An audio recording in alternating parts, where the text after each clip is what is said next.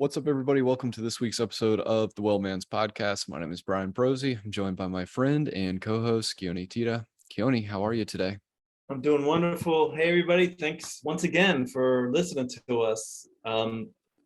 If you find this information useful, pass it on. And any podcasts, any episodes, any guests you think would be beneficial or would be really helpful for us as guests, getting more health information out there, please pass them on to us. And but again, thanks for listening. And so anyway, today, Bryan and I want to talk about something that I see a lot of. I'm sure you do also, Bryan. Real pain in the urethra. So we're talking about kidney stones here, and it can be one of the most painful experiences you can imagine. And I've never had kidney stones. Have you? I've never had one, but my patients have, and man. So anyway, it can be pretty bad. But yeah. And basically what they are is they're exactly that. They are stones that basically form, in like the bladder and the kidneys. The most common type are what's called calcium oxalate stones. There's other types of stones also, but they also can create a lot of problems. Like if you're creating stones in your kidneys, you can also damage your kidneys because of that. Mm-hmm. About 7% of women and 13% of men in the United States will have at least one bout of kidney stones. And once you have one bout, there's a very, very high rate of recurrence of getting them again. The really nice thing about it is that there are some very simple ways to help prevent them. And you really want to do that. A lot of kidney stones are really kind of self-induced, so to speak. Like if you know what you're doing, you can prevent them, and it's not really a big lifestyle change. There are people who are genetically prone to creating kidney stones, but still, with some of the information we're going to give today, you will be able to prevent them. And as we always say, prevention is your best cure. Yeah, it definitely sounds like it's one of those things you can easily modify or change to avoid best you can. Right. Yes. And one of the best ways to modify, and we'll talk about a little bit more, is just getting more hydration, drinking more water. You want to keep your kidneys functioning, and your kidneys act like a filter. And anytime you are slightly dehydrated, you get a real concentration of urine, both in the kidneys and the bladder. And that concentration, what's likely to happen as you get more concentration in your urine, you're more likely to form stones. So, and water keeps that from happening. Yeah, it's nuts how little water people drink. In general, Keoni, how much water would you recommend someone drink? Do you have like a body weight calculation, or? It's a general rule of thumb is half your body weight in ounces. That's up to 200 pounds, right? So if you're 200 pounds or more, 100 ounces of water a day is great. I really want people to try to get that. That's your total water intake. So you can count other things also, like unsweetened drinks and stuff like that. But 100 ounces is great. It depends on the environment you're in. If you're during the summer, you may want to get more. If you're working out a lot, you probably want to get more also. But staying well hydrated. Try to get most of your water in earlier in the day. Drink it throughout the day. Don't try to get it all in at once. But you just need to stay hydrated. So half your body weight in ounces up to 200 pounds is the general rule of thumb. Cool. Yeah. One of the things that people, well, I said the most common type of stone is the calcium oxalate stone, and there are other types. And so you do really want to, if you have issues with kidney stones, you really do want to figure out what type of stone you have. And a urine profile is great to do that, along with like a urine dipstick. You can find that out. One of the biggest things that you also want to know, the reason why you want to know the stone type is because these stones form based on different pHs in urine. So if you know the pH of your urine, you know the stone type, there are things that you can do to raise and lower the urine. So for example, calcium oxalate stones, which are the most common, and also uric acid stones, that's another type. they're best addressed by raising the pH of the urine, right? And then calcium phosphate stones, you would try to, and as far as the treatment goes, try to lower your urine pH. And one of the best ways to raise and lower pH is basically with diet. You can do it pretty simply with diet. You know, you can raise the urine with a high raise the pH of the urine with a high vegetable diet. You can lower it with eating more of a meat-based or protein-based diet. Okay. Yeah. What about so like a more meat-based diet is going to make you a little bit more acidic? Yes, it will in your urine. Yes, it will make you a little bit more. Yep, it certainly will. I did not know that. Okay. Now, where do the fruits fall? Because I first think of like pineapple and things like that. Yeah. But then the vegetables making you a little bit more basic. Where do they fall in that category? Fruits and vegetables in general are going to make you more basic, and which is a good thing. So you want to, a high vegetable based diet and fruit diet is a great way to keep your pH up, along with drinking water. And it goes back to the acid alkaline balance of your urine. You've heard of the acid alkaline diet. I mean, that's where I use it the most. So in kidney stone treatment and prevention. Yeah, as treatment, prevention, and treatment, and it's kind of counterintuitive. Like you say, well, why would lemon like help raise your pH when lemon is clearly, you're talking about, citric acid. Yeah. And, but it's all based on what your body does with those compounds. So, but in general, fruit and vegetables will raise your pH. Okay. And so that's what one of the preventive treatments for the most common type, which is calcium oxalate. Another thing is, so people will also say, well, yeah, calcium oxalate. Well, and doctors are guilty of this. They'll say, well, maybe I shouldn't take calcium then if I'm making a lot of calcium stones. And that may be true as far as supplements go, but as far as diet goes, it does seem like a diet that's high in calcium does seem to, or is not associated with kidney stone development at all. So that's interesting, right? To think, because most people think, well, I need to lower my calcium intake, and that's not true. Right. So it's not one of these things where you need to, stop your cheese consumption or dairy consumption or anything like that. And it may,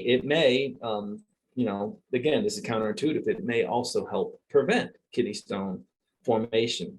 So, and so really, it's the opposite. Low calcium intake is known to increase kidney stone risk, which is very interesting. Yeah. So you see how people fall into this happening to them with things not necessarily making clear-cut sense on the surface. Right. Yeah. Just real quick, I mean, without getting into the details of the physiology of how kidneys work, but basically, kidneys basically all they're doing is they're filtering the blood, and they're taking out things that don't need to be there, and within the kidneys they're reabsorbing things back into the blood.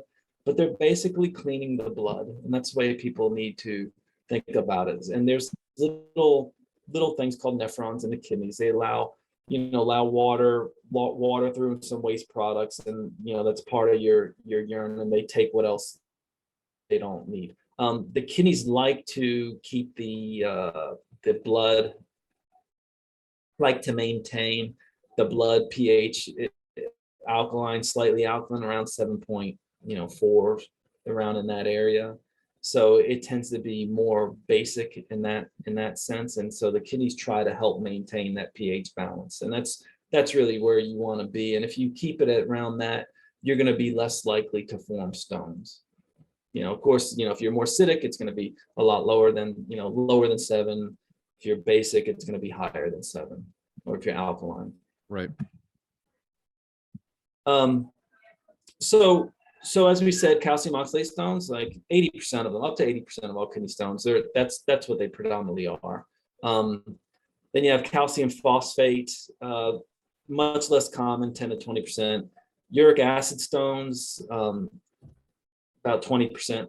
Uric acid is actually, if you have high amounts of uric acid in the blood, you're going to be more likely to have gout. So a lot of these types of people form these uric acid stones, can form them anywhere.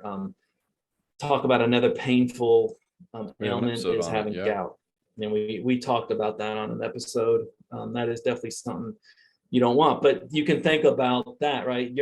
The treatment for gout would be similar to help prevent, uric acid stones would be similar if you had them for your kidneys. So we're talking about things like, maybe allopurinol, colchicine may help prevent somebody from developing uric acid stones. They're relatively uncommon, but still, you still do want to identify them. There's another type of stone called struvite kidney stones. These are mostly made up of magnesium, ammonium phosphate. They're basically associated with chronic UTIs. So knowing somebody's history on that can help. And then there's cystine stones. And these are really uncommon also, but they tend to be more common in children. And they're usually about 1% of the stones there. The causes and risk factors, the main one is dehydration. And this is really interesting, Bryan, because I've had a number of patients over the years who would go and, of course, their hydration is not up to par, but then they like to go sauna. Sauna can actually significantly increase your risk of kidney stones, because what you're doing, you're sweating a lot. Yeah. You're not getting adequately hydrated. As your kidneys are filtering things, the urine becomes more concentrated, and you can form stones there. So that's a big deal. So and so you can think about it, it's not just sauna, right? It's like, okay, are you sweating a lot? Sure. That can increase your risk of stone formation. What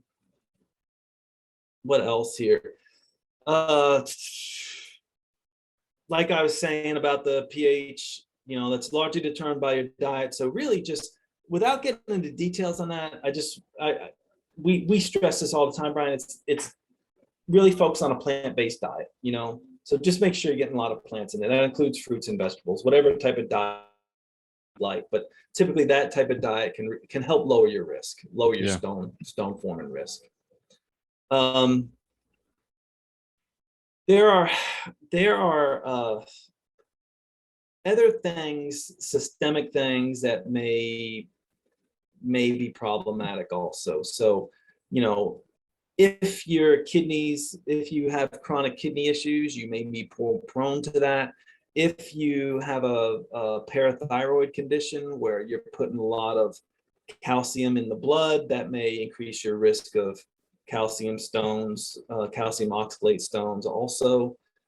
So looking at systemic conditions can also be a problem.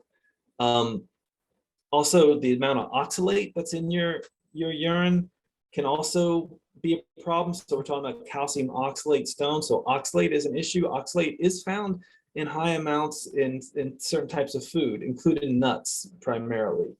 And then the other thing also I tell people is sometimes, especially with anybody, forming oxalate type stones, sometimes vitamin C, there are some studies that show that vitamin C supplementation may increase your risk. I haven't seen this a lot in my clinic where it's a big deal, but somebody who keeps on forming them, I probably would, especially if they're doing high dose vitamin C, just be aware of it. That's all. Yeah. Having too little citrate in the urine, and this, as I'm going through this kind of speaks to how you can treat, right? So, having too little citrate in the urine can make you cause stones or make you develop stones. So if you have too little, how could you increase it, right? Right. So things that have citrate in them, like citric acid, lemon water, may help significantly.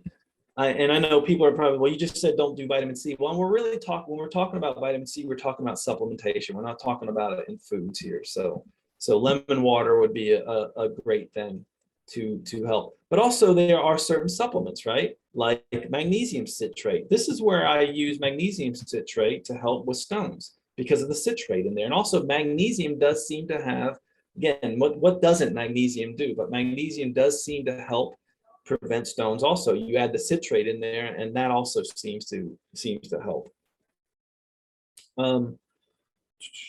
We already talked about excess uric acid in the blood.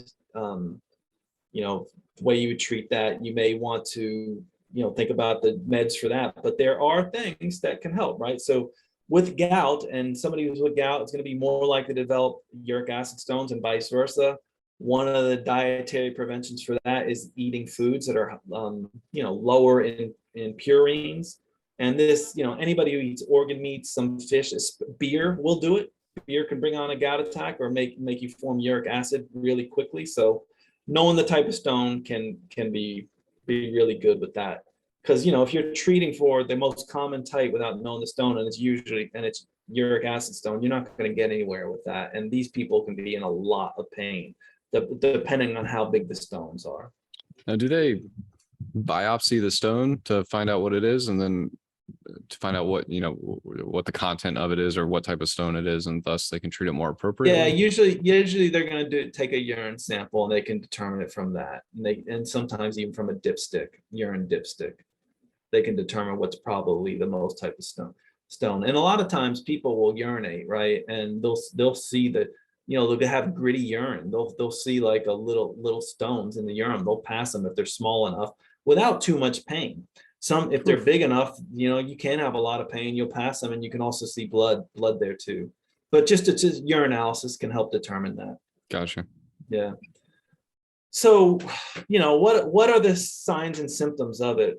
Well, I think people can guess. Your kidneys are in your flank, and it can come on suddenly. This is not usually something that is progressive. It can come on suddenly, and it's severe. And it's usually one-sided. It will show up on one side. So it's not, across the back. Like sometimes back pain can be all across the back. And another thing is you can sometimes see blood in the urine. But usually I get an idea, Bryan, and you probably do in your practice with this too, but it's the amount of pain they're in usually, which will help determine, and just do a little bit of history. Usually I can make a determination that it may be kidney stones or something that we want to look at. Right. A lot of people come in and thinking they threw their back out, but when you really get down to it, you get an idea and get a history of it. You can kind of determine it, and of course, doing a urinalysis really helps with that. Yeah, I'd imagine I need to check my differential diagnosis book, but I imagine it doesn't change much based off like positioning and different movements and things like that, all of which would point to more of a true low back pain, or like mechanical type pain. Right. Yeah. A lot of times these people have history of it. They'll tell you what it could be, right? Because a lot of times they're just known stone formers, or once you get one, you usually get others, especially if you're not paying attention to the preventive stuff that we're talking about today. And then sometimes you don't know, you do diagnostic imaging, and of course the imaging will show you that you have stones. I mean, you can see that pretty easily on imaging, especially the big stones there.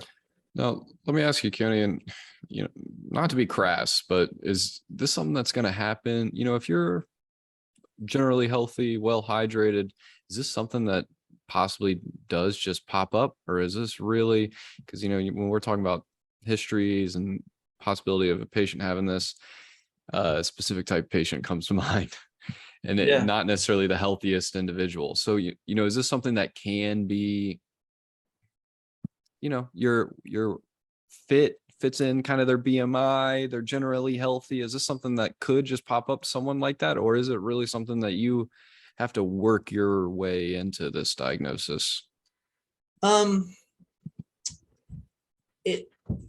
You can absolutely have somebody that, I think this is what you're asking, but if you are fit and healthy, and you do everything right and all that, it is unlikely that you get kidney stones. However, there are people that are genetically they certainly possible. Yeah, they have a disposition to make the stone. So it is very possible that people can get these. Mm-hmm. And okay. And a lot of times another helpful thing is looking at their kind of just looking at their general overall history. Like if somebody tends to be sedentary and all of a sudden has this severe flank pain and didn't do anything out of the ordinary, I'm right there on my DDX. I'm thinking, okay, well, maybe they just have this weird muscle spasm, but I'm thinking kidney stone, even if they don't even have a history of it. I'm thinking, well, this is something that we should at least look into, or Mhm. just ask the questions about. Um, and then sometimes, and I know you do this too. I'm treating somebody for flank pain, back pain, and it's not getting any better. Like I've tried 2 or 3 treatments, not getting any better, and then and the pain is getting severe. I'm referring out for imaging at that point, because I'm like, this should have given you some relief. So sometimes imaging is what you need. Primarily, they use an ultrasound for that X-ray. You can, but you can see it. You can sometimes see it on X-ray. Ultrasound. I think I've had some patients where they saw they can determine it on ultrasound, but usually I've seen it from just like X-ray images and stuff like that, where it just comes up. Hmm. And I think almost any imaging technique, you will be able to. I think even MRI, if I'm not mistaken, you can make a determination of that too. I mean, it makes sense. It would be some sort of mass that you would Yeah, see. yeah, or you could see the inflammation of tissue in the kidney or whatever. But yeah, ultrasound, X-ray, I think would be the most likely things that they're doing. Um, what else? Usually the conventional treatment is, you do a 24-hour urinalysis, you do a dipstick, take your history. You sometimes can give pain meds if you think it is, have them drink lots of water, see if they'll pass it. You can also do something called lithotripsy, basically uses, sound waves or shock waves to break the kidney stone into smaller fragments. This all depends on the size of the stone. Right. Sometimes you have to go into the kidney to kind of break them up also. Phew. Yeah, it can, for It's some people that can be, especially if you're a stone former and you have big stones. Sometimes you just leave them if they're not causing any problems. You can leave them, and it's not that big of a, deal. Um, I got big stones. Should say that. you Go ahead. don't want big stones, because if you form a lot of stones, you're gonna be more likely to have kidney issues, right? So Yeah. Yeah. um, Absolutely. sleep position actually is pretty interesting. That's something that you can see, that you can ask about. Sometimes the stone formers, they tend to sleep on the same side, and that's where they form the stones. It's interesting. Yeah, isn't it? Medications, another thing to ask is definitely ask about medications. There are some medications that cause higher urinary levels of calcium, uric acid, and oxalate. Some of these are antiviral drugs like the protease inhibitors, anhydrase inhibitors. These things can be used to treat glaucoma, epilepsy, edema, some decongestants. Can also do it. Mucinex, believe it or not, may even increase the risk of it also, Hmm. and certain types of antibiotics. So going through your medication list and seeing if that's an issue. We talked about conditions. Some conditions, well, impaired kidney function. If your kidneys aren't working well, you're more likely to form stones, right? If you have hypoparathyroidism, think about the parathyroid does. It pars bone, right? So it puts more bone into the blood, calcium. You're going to be more likely to have raised calcium levels in the blood, and therefore increase your stone risk. There is emergent evidence. This was interesting for me, that people with osteoporosis, again, think what you're doing. People with osteoporosis, they are losing bone, right? They're reabsorbing bone, putting it back into their bloodstream. They're not making bone. So if you do that, you're going to be more likely to be a kidney stone former. So that's pretty crazy. And just the cascade of effects too. You're like, Oh yeah. more often not, osteoporosis means you're possibly a little bit more sedentary. So Yep. everything's kind of compounding on itself. Yeah. The Right. older we get, the more we tend to be dehydrated, it seems.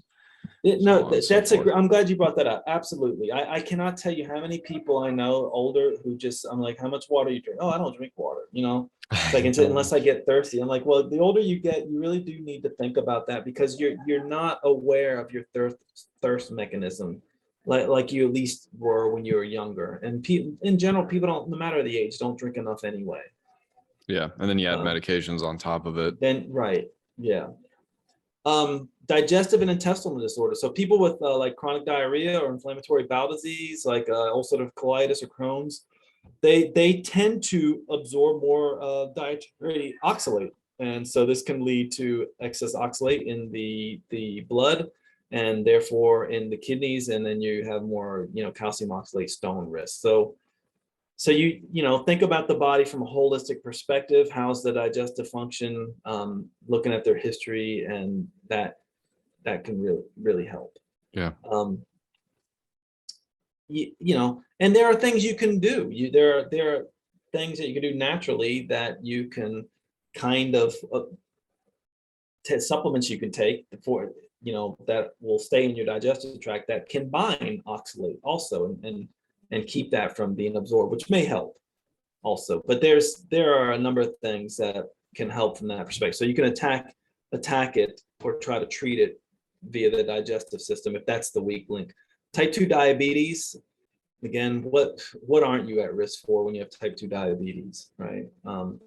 You definitely, you're going to have more acidic urine, right? I mean, that makes sense. We know, if I haven't mentioned this, people haven't gotten this idea, a high sugary diet increases, definitely will increase your risk, makes your urine, decreases the pH of the urine, makes it more acidic. And you're going to have higher urinary uric acid and oxalate, so you're going to be increased for a number of stones there. Metabolic syndrome kind of falls under that also. And then we talked about certain types of infection for those struvite stones that are kind of rare, but they can certainly form. Let's see. What else did I wanted to, did we go over? We went over the diagnosis, the little bit of the treatment. We talked about lithotripsy. Yeah, we've gone through conventional, and now I'm waiting to hear your naturopathic perspective here. Okay. Let me look. I'm looking through my notes to just make sure. Oh, ureteroscopy, that's where you go up through the urethra into the bladder. It's a fun time. And it's with a scope, and you reach the stone, and then with that scope you can use a laser or something to grasp the stone in a basket and remove it. So I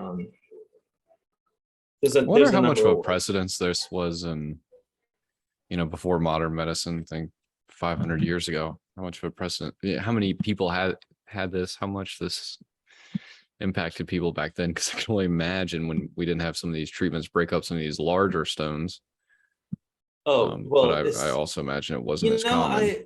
I think probably before the advent of modern medicines we've known it, and I'm talking like Middle Ages and stuff like that. Yeah, I'm sure a lot of people had unimaginable suffering with this. One of the things are now, if you go back even further, Paleolithic, or even to like ancient Rome and stuff like that, where people are eating more of a whole foods diet and stuff, Okay. you're probably not going to see it as much. But Yeah, once you start getting into a more sugary based, carb, bready based diet, and that's all you're doing, yeah, it's probably a lot more. well, it's interesting that carnivore diet is all the rage right now, and that seems like that would definitely not be a good thing for these people. For a stoner, like you're saying, if you're a stoner, yeah, if you're gonna make stones, yeah, it's probably not the best diet for you. And hopefully, if you're doing like a carnivore type diet, you're at least balancing it out with a lot of vegetables. And if you're doing that, you're probably going to be okay. And if you're drinking a lot of water, you're probably going to be okay with that type of diet. But you really do want to make sure that you're balancing out the meat, yeah, with the plants, so to speak. There are other things as you go, as the stones are bigger, if they're lodged in the kidney and stuff, you may require like certain laparoscopic surgery or open surgeries. There are things like lithotripsy. These involve like, they're minimally invasive compared to like actually doing open surgery, just a small incision to access the kidney. And they go in there, with like a nephroscope and just remove the stone with either an instrument or help break it up with a type of laser or whatever. But those things, you do not want to get there. So let's talk about the prevention. Like, what can we do? All right, so we got water, we got moving. We got water, we got moving. There are certain drugs. We talked about allopurinol may help. Certain diuretics may help with that. It depends on the type of stone that you're using. We talked about osteoporosis, right? And one of the treatments for osteoporosis is bisphosphonates. Those and these types of drugs help to keep the calcium concentrations from rising too much, which can keep you from forming stones. So that may help. We talked about sleep position. One thing we did not talk about something called Oxalobacter formininges. It's a probiotic. It's funny how every time we talk about different things, we come up with like different probiotics or bugs that help. And this is a bacterium that's found in the digestive tract. It digests and metabolizes oxalate, and it prevents high urine oxalate, and therefore prevents the stones. So making sure you have a probiotic there can be really good. To this type of probiotic that has this particular bug in it can really be helpful. We talked a little bit about citrus juices, right? Lemon juice or orange juices, anything that has citrate in it can help alkalize the urine. I know that's counterintuitive, but it actually does do that, and it can protect you against forming stones. So this is I'm a big proponent of drinking lemon water or anything that's a little bit acidic. Even putting what do you call that? Like putting acetic acid or vinegar in there in your water a little bit would be good. Sometimes like apple cider vinegar can be helpful. Mineral water is another type of water that can also help. You get a little bit of magnesium, a little bit of calcium, other things in there. Anyway, water in itself dilutes the urine, but it prevents oxalate crystallization. And the carbonate in mineral water alkalinizes the urine also. So that's pretty cool. Definitely, we talked about eat more fruits and vegetables, reduce sodium intake. There's some research that shows the amount of sodium increases the amount of calcium in the urine. So you're higher the sodium, the higher the amount of calcium in the urine. And so you want to think about that. And basically we're talking about a good diet, like just trying to again, yeah, like that's definitely what we want to do. There is a particular diet that seems to that emphasizes fruits and vegetables, and it's the DASH diet. The Mediterranean diet also seems to help. But as far as like naturopathic treatments, which is where, if I know that somebody is forming stones, and I know the type of stone, and I'm just, I'll focus mostly on the calcium oxalate since it's the most common. I'm going to give magnesium. Magnesium can help. I'm gonna want to, if they have a low calcium diet, I want to increase that also. And I may also, and the magnesium I give is going to be a mineral citrate, is going to be bound to citrate, right? So that's the other thing we want to think about. So you can treat stones, calcium oxalate stones, with magnesium citrate because of the citrate, potassium citrate, calcium citrate. So a lot of these stone breaking formulas that you may see online will have these citrates, things in them. Yeah. We talked about the probiotics. So just make sure the gut health is good, and making sure you have good probiotics on there. It makes a big difference in that particular.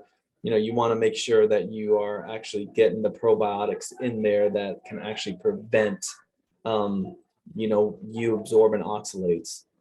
Another thing is vitamin B6 deficiency. This is another thing that people will see in bone, stone breaking formulas, natural formulas that say they can break up stones. They'll have B6 in them usually. So vitamin B6. So vitamin B6 deficiency is pretty subclinical deficiency. It's really high for US adults. And that's why we always stress, try to get on do a multivitamin. Your B6 should be fine, but it is crazy how many people are low, at least of US adults. And if you have inadequate B6, you're going to be more likely to form stones. There are some studies out on fish oil that can actually help. Fish oil is one of my foundational supplements, that and a multivitamin. 15 healthy people were given 900 milligrams of EPA DHA daily for 30 days. Now that's to me, that's a kind of low dose. I usually give 2 grams instead of a gram. But at the end of the study, their calcium oxalate saturation was decreased significantly. So fish oil does seem to help. It's not my go-to, but it can certainly help. What else? There are some other things I won't really go into detail that tend to fall, maybe in a multivitamin. Vitamin E is one of them. Green tea extracts can help. Quercetin can help. These are not the things that I go straight to, though. I really will focus on diet, and then what I will focus on are the main supplements that I use primarily, and that tends to be the mineral citrates that can help, a probiotic, vitamin B6. And then, like, if we're not really getting anywhere and they're still chronically forming stones, and I go to my Chinese herbals, and there's a Chinese herbal formula called I'm excited for this. Go ahead. I can't. I'm not even gonna. I'll try to pronounce the Chinese name, but anyway, it's called Amber Stone Transforming Formula, or Hu Po Hua Shi Pian. And basically, it is a formula that it's not an ancient formula, but it was created by a practitioner of traditional Chinese medicine. It works really good. I mean, I could go through the herbs and call them out, but I don't think people are going to know a lot about them. Like, one of the herbs is desmodium, which is really helpful, and then another one is legodium, and it dissolves the stone along with desmodium, and it's an herbal formula that really works pretty darn well.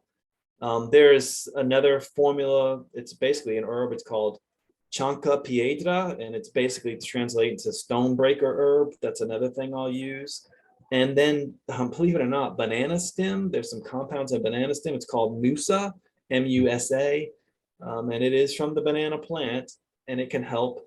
And usually that's combined in formulas that you see in over the counter that will combine magnesium citrate and vitamin B6. And then there's another compound out there called inositol hexakisphosphate, which also may help also. So these are the things I'll use, but this is all secondary to, are you dehydrated? Are you not drinking enough water? What's your diet like? What's the pH of the urine? All those things I'll look at first before we even go there. But I really was looking forward, and I'm glad we did this podcast, because I don't know what it is. Maybe it's just been hot lately, but I've had in the last couple months, like 3 people come in out, and I don't see that many people a day. But over the last 3 months, I had 3 people come in with kidney stones. So that tells you anything. Yeah. The warmer weather and the dehydration. Yeah. I think that's what it came down to. Some of it's diet related, but a lot of it's not, just not drinking enough water. Right. So anyway, I think that's it. I mean, kidney stones are pretty easy, especially the most common type, are pretty easy to prevent if you know what you're doing. I mean, if you're getting enough water in, that's a great way to do it. Add some lemon to your water. That's a great way to help also. Take out the sodas in your diet, like sweet drinks, sugary drinks can bring stones on. A sugary diet can bring stones on. And then look at what are your medical ailments? Like, are you diabetic? Do you have chronic kidney issues that may not be stone related at all? Like, what can you do to help preserve your kidneys? And this is, I don't think I mentioned this one, but N-acetylcysteine, we did a podcast on it. I think it was our glutathione podcast where we talked about it. But N-acetylcysteine can help prevent damage to sensitive to your detox organs like your kidneys or your liver. It's basically the precursor for glutathione. And so a lot of times, just as a wellness supplement, I will give people NAC just to protect their kidneys if they are a stone former or just prone to former. So that's another one I don't think I mentioned that should be in. It doesn't directly, prevent stones, but it will prevent the damage to the body, the systemic damage that the stones can cause. Yeah, certainly important. Yeah. No doubt about it. Anything Yeah. else, Keoni? I don't think so. I think I got through most of everything that I wanted to talk about today. I'm certainly no expert, but it seems like when you mention that thing about sleeping and forming on the sides where you tend to sleep, it's almost like I think of it kind of like sediment that's kind of forming and able to take hold. And so the more you can move, I would imagine, and go through like all the ranges of motion of your back and really kind of open up those flanks and the Yep. variety of directions, extension, side bending, flexion, all that good stuff definitely can't hurt. No, you're exactly right. The more minerals that are diluted in the urine, and the longer it sits there, especially if you're dehydrated, the more likely they're going to coalesce and form stones. So you're exactly right. So that's important to think about. So anyway, hopefully this helps people stay away from the doctor where they can prevent them, and maybe, if they're really mild, you really can treat this on your own if you know what you're doing, and hopefully this gives people information to do that. Awesome. Well, until next Yeah. time, everybody, be well, and we will talk with you next week. Take care, everybody.